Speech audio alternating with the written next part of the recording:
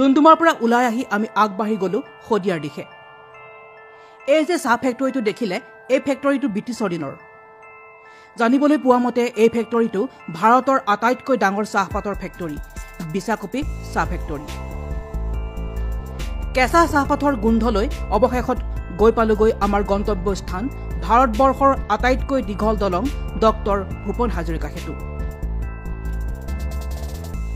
অপৰূপ প্ৰকৃতিৰ বুকুত মালা গাঁঠি সগৌৰৱে থিয় দি থকা ধলা শদিয়া সংযোগী ভাৰতৰ দীৰ্ঘতম, এছিয়াৰ দ্বিতীয় দীৰ্ঘতম দলং ভূপেন হাজৰিকা সেতুৰে পাৰ হওঁতে নীলা আকাশৰ শুকুলা ডাৱৰৰ লহৰে প্ৰতিগৰাকী যাত্ৰীৰ মন উৎফুল্লিত কৰি তুলিব। বুঢ়া লুইতৰ দুই পাৰক এক কৰি যি ঐক্য সংহতি ভাতৃত্ববোধৰ জয়গান ডক্টৰ হাজৰিকাদেৱে গাইছিল, তাৰেই যেন প্ৰতিফলন ঘটিছে এই সুদীৰ্ঘ দলংখনত। কলি মা আমি শদিয়ালৈ যামে, মা আমি খটফুল খামে, সকলোৱে ভাল পাই চাগে। আজি আমি গৈ আছো শদিয়ালৈ।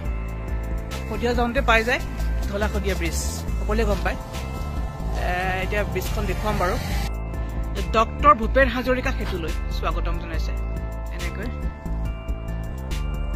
এয়া ধুনীয়াকৈ ব্ৰিজখন আৰম্ভ হোৱাৰ দলংখন আৰম্ভ হোৱাৰ আগতে এনেদৰে অসম আৰক্ষীয়ে ধুনীয়াকৈ দলংখনত তাতে কাৰো একো অসুবিধা নহয় তাৰ বাবে পহৰা দি থাকে দিনে ৰাতিয়ে, তেওঁলোকেও কষ্ট কৰে। এয়া ভাৰতৰ সকলোতকৈ দীঘল দলংখন এইখন ধলা শদিয়া ব্ৰিজ। এইখন আপোনাৰ হৈছে দীঘলটো 9.15 কিলোমিটাৰ।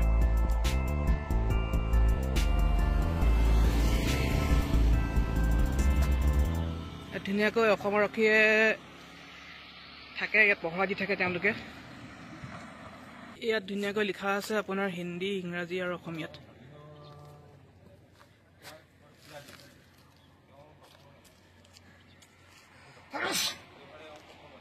বাৰু যাত্ৰা আৰম্ভ কৰোঁ এতিয়া দলংখনলৈ।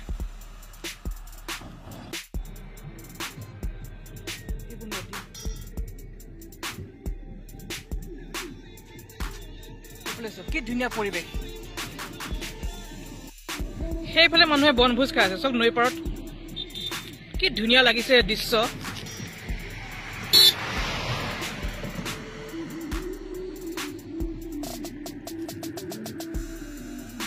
নদীখনো যথেষ্ট বহল, যথেষ্ট ডাঙৰ নদী, যেন এয়া নদী নহয় সাগৰহে, সাগৰ সদৃশ নদীৰ পৰিৱেশটো খুব ধুনীয়া লাগিছে। যিমান দূৰলৈ চাই খালি নদী আৰু নদী, আৰু যিমান দূৰলৈ চাই চাওকচোন, চকুৰে মনিব নোৱাৰালৈকে নদী, বহলে ইমান দ্বীপ। National highway.